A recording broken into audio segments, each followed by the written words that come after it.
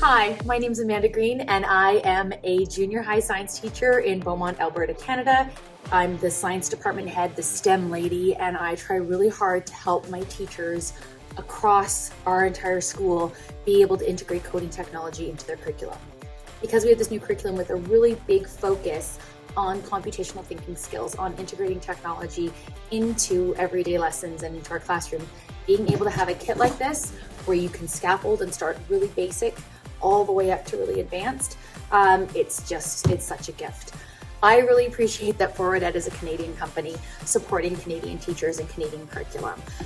One of the things that I really love about the Forward Ed kits is that it comes with a plethora of lessons. I think there's something like 40 of them already. There are so many cool different ways that it can help with agriculture and smart farming, like I mentioned. There's renewable energy, which is a big one.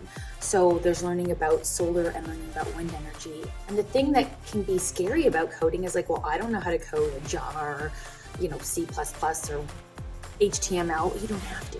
What I really sincerely, truly appreciate about coding with climate action kits and coding for climate is that it differentiates so well.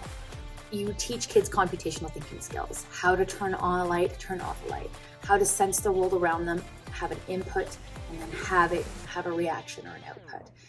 And one of the things that we can do is we can use the power of automation, the power of computational thinking to have students create systems to solve so many real world problems. We have kids in grade 3, we have kids in grade 2 coding a microbit and then learning throughout their educational system as they get older and able to code a little bit more advanced as they go along. So a lot of them will be things like automatic watering systems, learning about wind power or solar power, automatic lighting systems, temperature sensors, or even a temperature alarm.